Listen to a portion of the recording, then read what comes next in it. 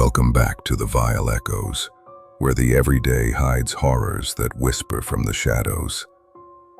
Tonight, we dive into creepy encounters with strangers and neighbors, 7 chilling confessions pulled from Reddit's darkest threads, where the people next door turn out to be far from normal.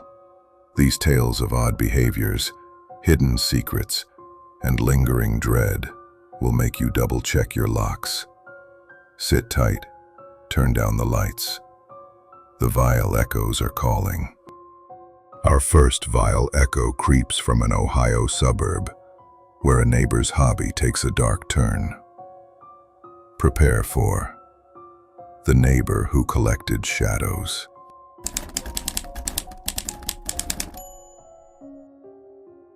I was 12 when we moved to that old suburb in Ohio, the kind with big yards and houses from the 50s.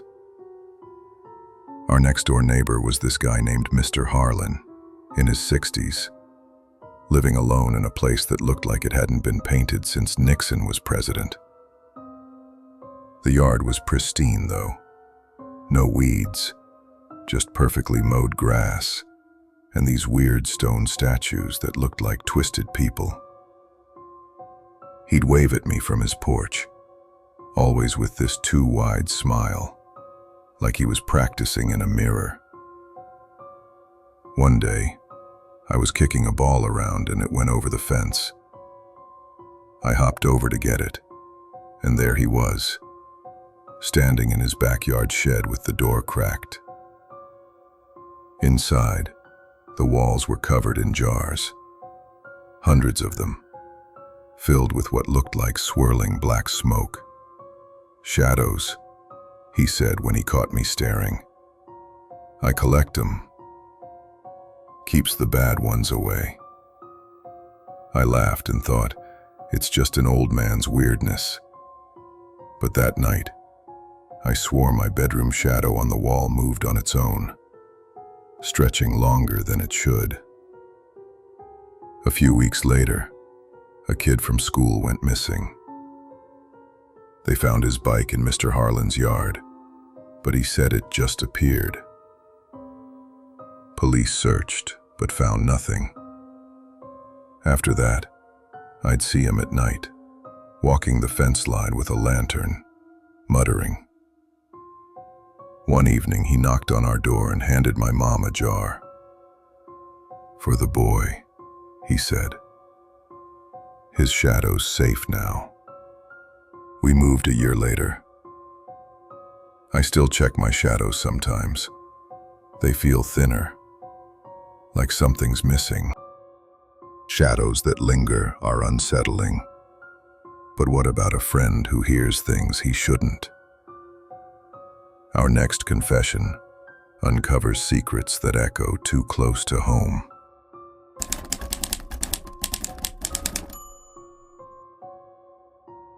In middle school, I befriended this kid Jake during gym class. He was quiet, always sketching in a notebook, but we bonded over video games.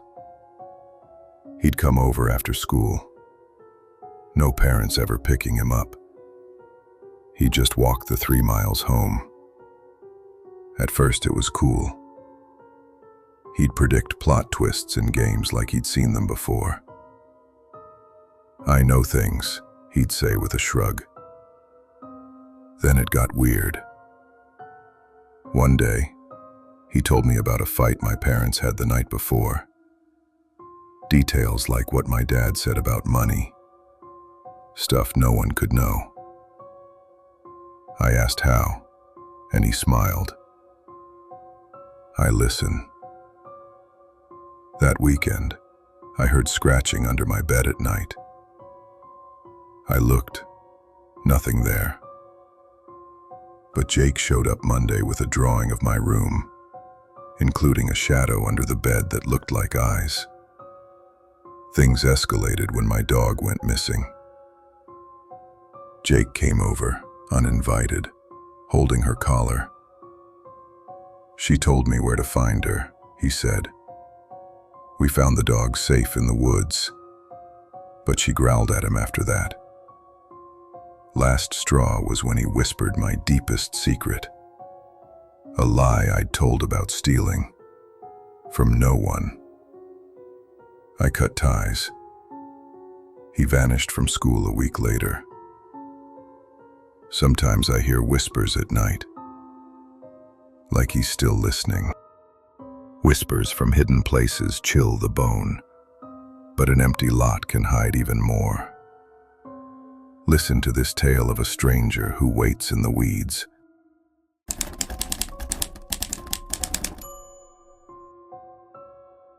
Our town had this abandoned lot behind the strip mall, overgrown with weeds and old tires. Kids avoided it because of stories about the lady who waits.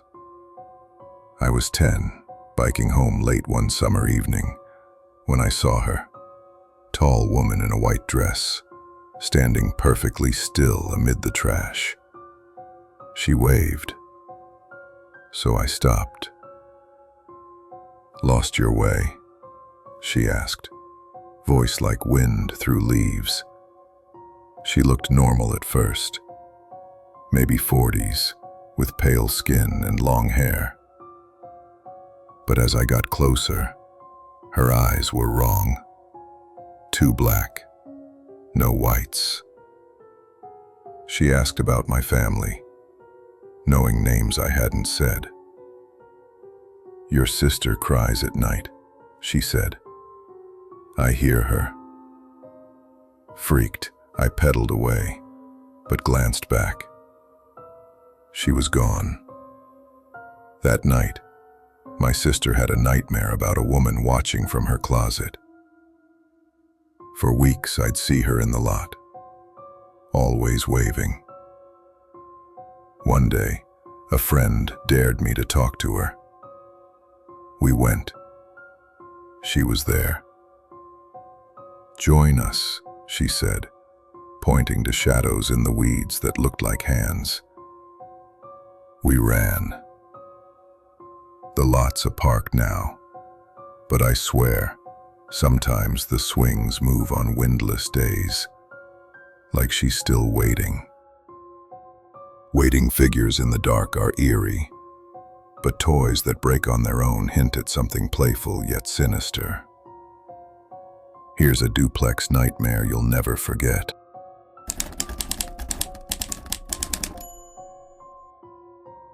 When we used to rent the duplex in Texas, the other side was occupied by a single mom and her son, Tommy, about my age at the time, 8. He'd play in the shared backyard with toys that were always broken. Dolls missing limbs, cars with no wheels. "They break themselves," he'd say, staring at me with those big, unblinking eyes. He'd invite me over, but his house smelled like dust and something sweet rot. Toys everywhere, all mangled. One time he showed me a teddy bear with its eyes gouged out. "It saw too much," he whispered.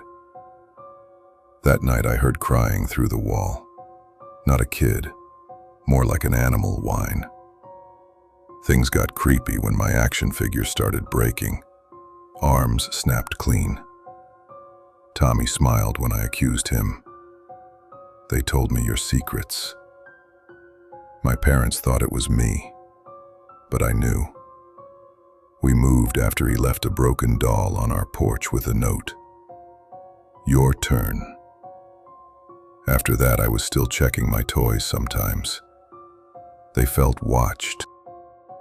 Broken toys carry unspoken warnings, but a mailbox that talks back might reveal more than you want. Dive into this suburban secret.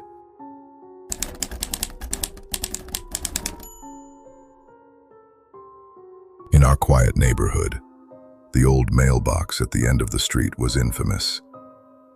Rusted, covered in vines, belonging to a house long demolished. Kids said it whispered if you listened close. I was 11, curious, so one rainy afternoon I pressed my ear to it. Faint voices, names, addresses, secrets. At first it was fun. It knew my crush's name. But then it started whispering about my family. Dad's job loss before he told us. Mom's hidden letters. I'd visit daily, addicted. One day, it said my name and, "Come inside." The slot opened wider than possible. I ran. After that, letters appeared in our mailbox, unsigned, with my thoughts written out. The whispers followed me home. We sold the house. The new owners demolished the mailbox. But sometimes mail arrives with no stamp, echoing those whispers. Echoes from objects are bad enough, but a collector of something personal takes it to a new level of dread. Meet the girl who wanted more than smiles.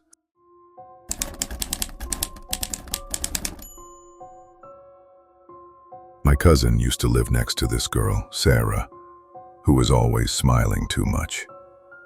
She was 9 at the time, like me, but collected weird things.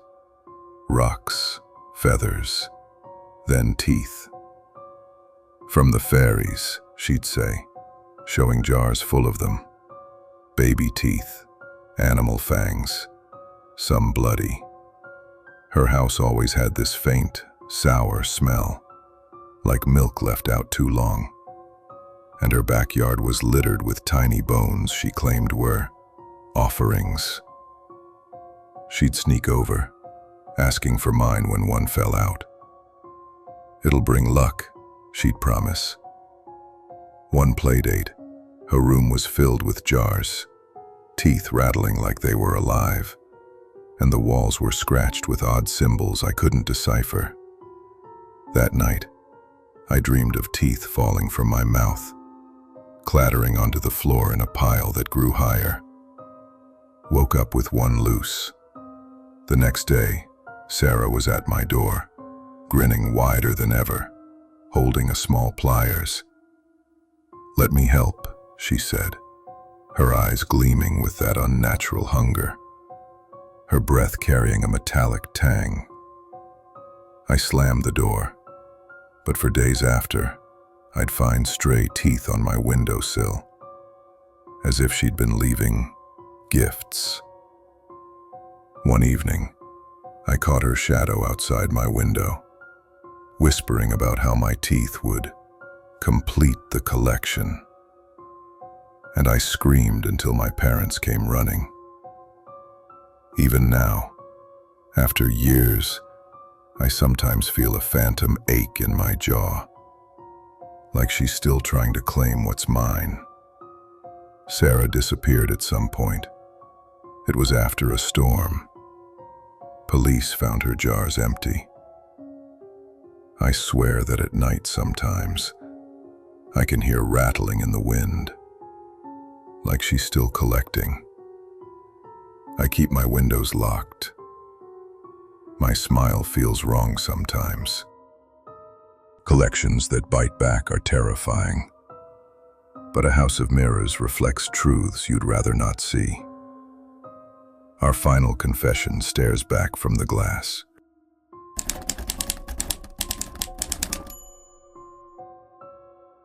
The house across the street had mirrors everywhere, windows, doors, even the fence.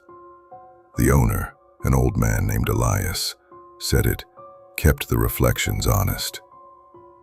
I'd wave, and he'd wave back from inside.